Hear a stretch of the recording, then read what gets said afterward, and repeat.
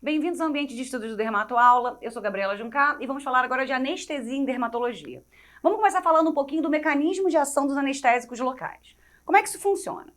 A sensação dolorosa, ela se dá pela propagação neural de um estímulo elétrico através da fibra nervosa. Então, o que a gente vai ter? A gente tem os nociceptores, tá? E esse impulso é conduzido através da fibra nervosa até a medula espinhal, onde vai ser processado esse estímulo, tá? Então, aqui seria exatamente o local da atuação dos anestésicos locais. Eles atuam exatamente na propagação da sensação dolorosa.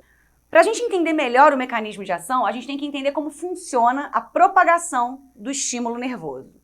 Durante o repouso, a membrana externa da célula ela é carregada positivamente e a membrana interna é carregada negativamente. Isso gera um potencial transmembrana negativo, de menos 60 a menos 70 milivolts, tá? E esse potencial transmembrana negativo, ele é mantido pela ação da bomba de sódio e potássio. Primeira informação também extremamente importante, gravem que exatamente essa questão da bomba de sódio que vai ser fundamental daqui a pouquinho.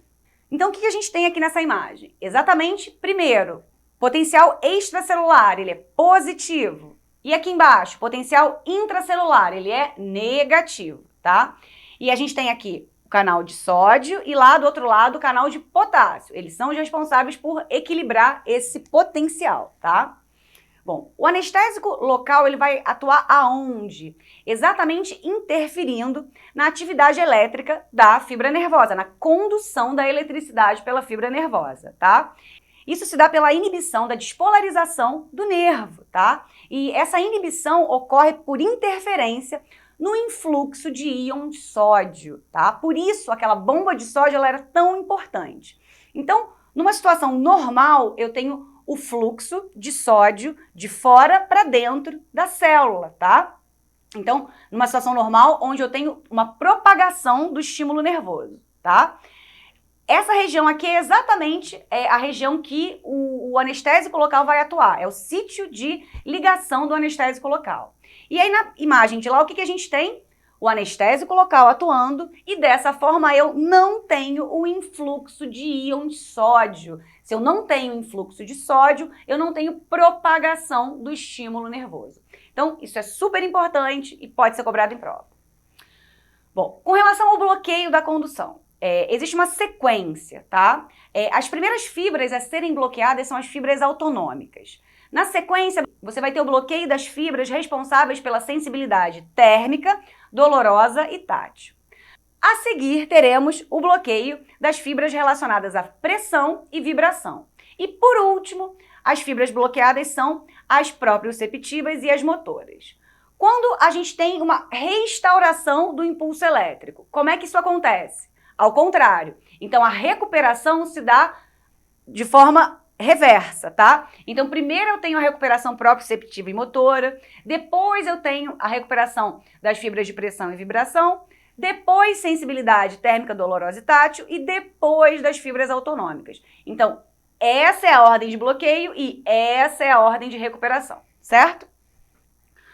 Bom, ainda com relação à propagação do estímulo, os neurônios eles vão ter fibras nervosas de diferentes espessuras, axônios de diferentes espessuras. E essas fibras, tá? Elas podem ser classificadas de acordo com essa largura, essa espessura delas. Então a gente vai ter as fibras A, B e C. As mais importantes são as A e as fibras C, tá? As fibras A, elas são as mais calibrosas e são muito mielinizadas.